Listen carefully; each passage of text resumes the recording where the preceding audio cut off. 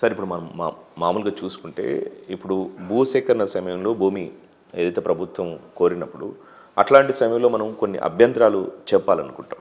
అంటే ఒక్కొక్కసారి విస్తీర్ణ సమస్య అవ్వచ్చు, లేకపోతే దానికి సంబంధించిన ఏది నష్టపరిహారం చెల్లించే అవకాశం అవ్వచ్చు. సో ఇట్లాంటి క్రమంలో అభ్యంతరాలు చెప్పడానికి అవకాశం ఉంటుందా? ఒకవేళ అవకాశం ఇవ్వకుండా చేస్తే ఏం చేయాలి?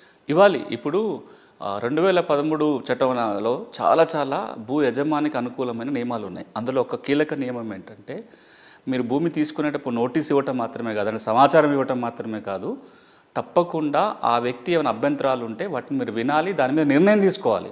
చాలా చోట్ల ఇప్పుడు నా దాంట్లోకి వెళ్ళి ఒక రోడ్డు వేస్తున్నారు, దానివల్ల నా భూమి 2 ముక్కలు అవుతుంది, అటు కొంచెం ఇటు కొంచెం పోతుంది, నా వల్ల నష్టం జరుగుతుంది, లేదా ఈ రోడ్డు ఇక్కడ నుంచి కాకుండా ఇంకొక చోటు నుంచి వేసే అవకాశం ఉంది, రకరకాల అభ్యంతరం చెప్పొచ్చు. లేదా ఆ భూమి రికార్డు నా పేరు లేదు కానీ నేనే యజమానిని, కాంపెన్సేషన్ ఇంకెవరకు పోయేలాగా ఉంది.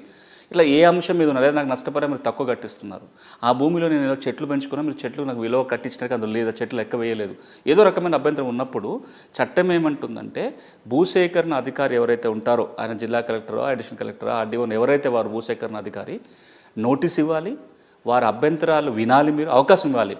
దీన్ని ఆడి ఆల్ట్రమ్ పార్టమ్ అంటాం, అంటే లాటిన్ పదం, అది ఒక న్యాయసూత్రం. ఈ న్యాయసూత్రం ఏంటంటే, ఎవరికైనా సరే వాళ్ళ వాదనను వినిపించుకునే అవకాశం ఇవ్వాలి. అది ప్రిన్సిపల్స్ ఆఫ్ న్యాచురల్ జస్టిస్. ఒక సహజ న్యాయసూత్రంలో భాగం ఏంటంటే నోటీస్ ఇవ్వటం, వాళ్ళ వాదన వినటం.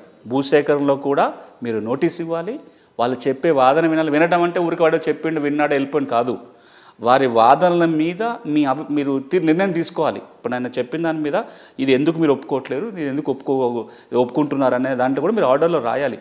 ఇది చేయకపోతే వాళ్ళకి అవకాశం ఇచ్చినట్టుగా భావించడానికి లేదు. ఒకవేళ కనుక మీరు వాళ్ళకి వాదనలు వినిపించుకునే అవకాశం ఇవ్వకపోయినా, ఆ వాదనల మీద మీరు సహేతుకమైన నిర్ణయం తీసుకోకపోయినా, అలాంటి సందర్భాలలో కూడా గౌరవ హైకోర్టు కానీ సుప్రీంకోర్టు కానీ జోక్యం చేసుకొని భూసేకరణ రద్దు చేయడానికో ఇంకో రకమైన ఆదేశాలు ఇవ్వడానికి అవకాశం ఉంటుంది.